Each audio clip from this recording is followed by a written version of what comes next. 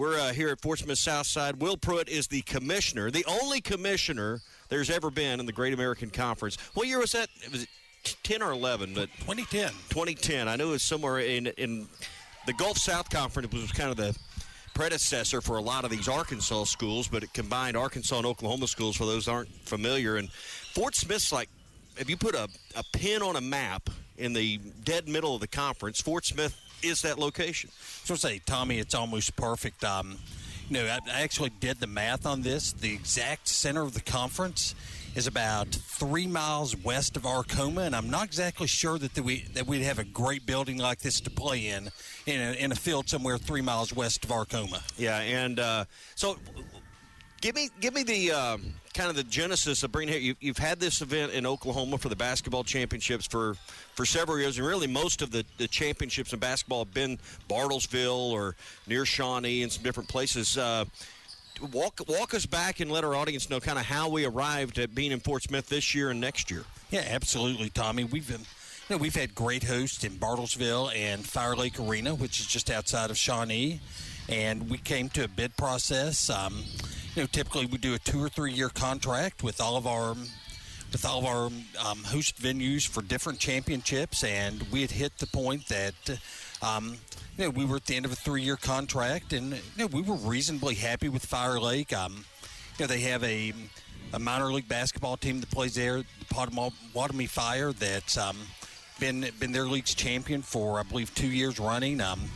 Pretty good place, reasonably located, but we put the bid out to different communities, and Coach Beaumont and with the Fort Smith Public Schools and the folks at the Fort Smith Convention Visitors Bureau, we had 5 bids from communities across Arkansas and Oklahoma, and frankly, Tommy, they hit the bid process out of the ballpark. Yeah. Well, it's great for this event to be here, and I know for all the schools, they'll like the shorter drive, depending on kind of where you're located. And for fans, it's going to be great. Tell our listeners why they should come out this week and what they'll see when they get here to see the best 8 men's and women's teams in a really competitive Division II conference. Yeah, I think this is going to be, maybe the most competitive Division II basketball conference tournament going on this week. There's 23 conferences in Division II. It's very high-level basketball. If they're not in the GAC, but I would encourage folks get out and go watch UAFS. It's really good basketball played in Division II. We have a lot of alumni of our 12 schools located around Fort Smith. Come out, support your alma mater. But Tommy, there's going to be lots of good basketball. I'll be surprised if we have very many games that aren't double digits. And the quality, for all the issues that the transfer portal creates in my world and everyone in college athletics, it just shows how good the basketball that's played in Division II is, because there's so many kids now that are good Division II players that transfer to Division I schools, and they play really well when they go there. So it's very high-level basketball. If you love basketball, it's a pretty good deal. Come out, $12. You're going to get your money's worth. There's a men's and women's game in kind of each session, beginning at noon today. There'll be a women's game followed by a men's game at 2:15, noon and 2:15. Same thing this evening. We'll repeat the process tomorrow. And on Sunday, there will be 2 championship games. And much like we focus a lot on March Madness and the field of 68. There's a tournament, just similar format, but 8 teams go to different locations, and they play to get to the Elite 8 in Division II. And it's just as big a deal to these schools and to these coaches and these kids as what it is to an SEC school or a Razorback fan. Yeah, without a doubt, Tommy. All of these teams are playing for an automatic bid. We've got a few women's teams that are on the bubble. They're trying to get in. Division II, it's good in some ways. It's frustrating in more ways than that. We do have 64 teams in the championship, just like Division I, before they went to the play-in games. And, it's neat that we have 8 different regional processes.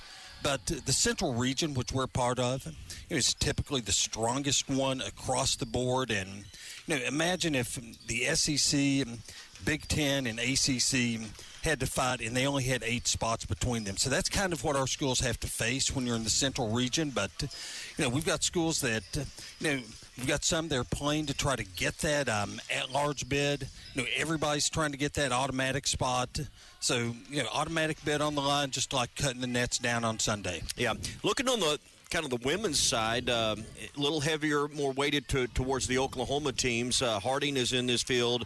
SAU is in the field for Magnolia, but a little more weighted in the top 8 teams on the women's side. You look at the men's side, and there's a good representation of the Arkansas schools in that half of the league geographically that made the field of 8. Yeah, 4-4 on the men's side, and in a typical year, it's almost always 4-4, 5-3. We've had a few years that it's actually been the opposite on the women's side, 6 Arkansas, but, Southern Nazarene, great program right now.